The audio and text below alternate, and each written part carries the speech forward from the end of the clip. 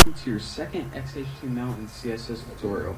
Now, before we get started, what I want you guys to do is open a new file. And you can do this in one of two ways. You can either press File and then click New, or you can just click this little new icon right there, and it's going to open up a new blank file. So once you do that, your program or file should look blank, just like mine basically. So go ahead and before you start typing away, just slamming your fingers against the keyboard, listen up, because I'm going to tell you something that's very important. All websites are made from something called tags. Now, tags are pretty much the pieces of a website. So for example, if you wanted to put a picture on your website, you would need a picture tag. If you wanted to put a link on your website, you would need a special link tag. If you wanted to create a button on your website, then you would need a tag for your button. So on and so on. So pretty much all a website is a bunch of little tags combined into something to make, a complex website. So in order to make a tag, here's the basic layout of it. You press less than, and then you write the name of your tag, like the paragraph tag is P, and then you write the greater than sign. So pretty much it's a less than sign and greater than sign and something in the middle. In this case, P for paragraph, IMG is for image, for pictures, and anyways, you get the idea. So let's go ahead and create our first tag now. Now, check it out. I'm not going to be going in depth about this first tag, but you need it for every web page. It's a special tag that you only use once per web page, and it's called the doc type tag. Now go ahead, less than and greater than sign, and inside press exclamation mark or exclamation, whatever the heck you call it. It's above the one. So anyways, after that, press DOCTYPE, press space, and press HTML. Now, again, like I said, I'm not going to be going in depth about what this tag means. It's basically telling your browser what type of document it's trying to look at. But anyways, it's just a formality, a technical thing. We'll be going back to it later, but for now, just put it in your file and don't worry about it. Now go ahead and give yourself some space, hit enter, and let's go ahead and start typing some real tags that we can understand. Now, the basics of any website is pretty much the HTML tag. Your entire website is going to go in between your HTML tags. So go ahead and press less than and make a tag that says HTML and press a greater than sign. Now go ahead and press enter a couple spaces and make another tag that says less than, and now you want to put a forward slash and put HTML. Now as you can see, I have two HTML tags, slightly different. Now you're saying, alright, what the heck is going on? Well, first of all, the HTML tag pretty much tells your browser, alright browser, I'm about to make a website. Anything I put in between here is going to be in my website. So this tag means I'm going to start here, and this tag with a little forward slash means I'm going to finish here.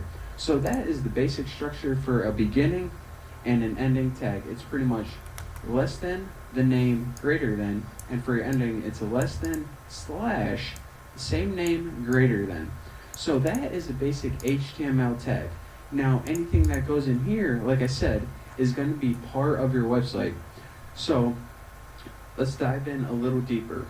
Every website you see, every single web page you've ever been to is made up of two parts. The first part is called the body, the first part is called the head. The second part is called the body. So what is a head and what is a body? The head is where all the browser information goes, the technical stuff that you don't see when you go to a web page. And this includes keywords for search engines, the title of the web page, maybe some browser info. All of this crap, it goes into the head. Now the stuff that you see, the pictures, the images, the paragraphs, the text, this goes in the body. So whenever you say, alright, I'm going to make a head in the body, to put all the technical stuff in the head and all the cool stuff in the body. By the way, for these tutorials, we're going to be working with mostly the body because, we're not worried about search engines and stuff. We're worried about how sweet our website looks. So anyways, let's go ahead and create a head tag right now. So let's go ahead and press less than greater than, and inside press head. Now under it, let's go ahead and make the ending head. And now anything you type in between here is going to be in the head of your website. So if you remember about 30 seconds ago, I said that one of the things that you can put in the head of your webpage is the title. And inside the head, between the opening and the closing, let's go ahead and make 2 title tags. Title to open and title to close. And make sure you put that / to signify the closing. Now anything you write in between here is going to show up in the title. So just go ahead and type, this is the title. Now, first thing I want to point out is this. I know I have all my tags on separate lines, but you can also, let me get rid of that. You can also have 2 tags on one line. I just put all my tags on separate lines generally to make everything easier to read, but if you wanted to put it on the same line, you can.